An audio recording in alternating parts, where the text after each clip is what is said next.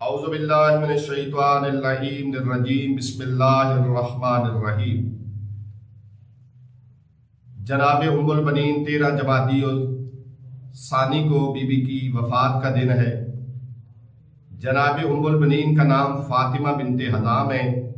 والدہ کا نام بی بی کی والدہ کا نام ثمامہ یا لیلہ بنت سہیل ہے اور والد کا نام حزام بن عامر ہے۔ ایک ایسے خاندان سے تعلق رکھتی ہیں کہ جناب امیر المومنین نے جناب سیدہ کے انتقال کے بعد جناب فاطمہ بنت حزام کو اپنے رشتے کے لیے شادی کے لیے چنا اور جناب عقیل کو بلا کر کہا کہ اے عقیل، میں چاہتا ہوں کہ میری عرب کے ایسے خاندان میں شادی ہو جائے کہ جس کے ذریعے سے اللہ مجھے ایک ایسا بیٹا دے جو میری شجاعت کا وارث ہو۔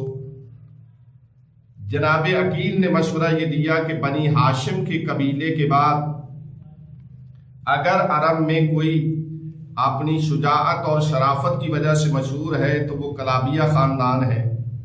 مولا نے جناب عقیل کو اپنا وکیل مقرر کیا۔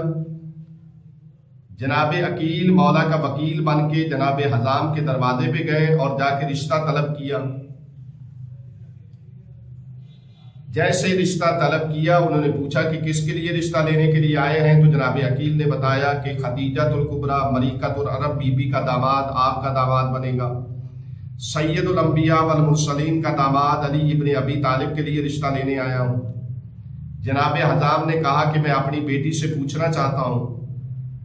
جناب حزام گھر میں گئے، دیکھا کہ دونوں ماں بیٹی جناب ام البنین اور جناب ام البنین کی والدہ دونوں جانماز پہ بیٹھی ہیں اور بیٹی اپنی ماں کو بتا رہی ہے کہ مادر گرامی، میں نے رات کو خواب میں دیکھا کہ چند بیبیاں آئیں، وہ مجھے سفید جوڑے میں ملبوس کر کے لے کے گئیں۔ ایک مسند پہ ایک بی بی تشریف فرما تھیں جو فاطمہ بنت محمد تھیں۔ جیسے ہی میں بی بی کے سامنے گئی، میں نے اپنا سر ادب سے جھکایا۔ بی بی نے اپنے ہاتھ میں کوئی چیز تھی، اس نے میری گود میں ڈال دی۔ جیسے ہی میں نے دیکھا تو وہ ایک چاند اور 3 ستارے تھے جو آسمان کی طرف بلند ہو گئے۔ اس سے یہ مراد ہے جو بی بی نے خواب میں بی بی کو 3 ستارے اور ایک چاند دیا، بی بی کے 4 بیٹے مراد ہیں، جن میں سے پہلے جناب عباس، دوسرے جناب عبداللہ، تیسرے جناب عثمان، تیسرے جناب جعفر بن علی ہیں۔ یہ 4 بیٹے بی بی کے تھے۔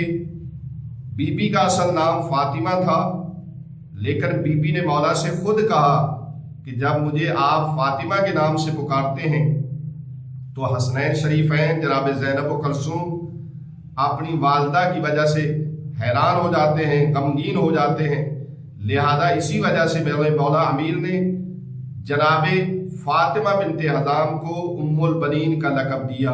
وآخر دعوانا ان الحمد للہ رب العالمین۔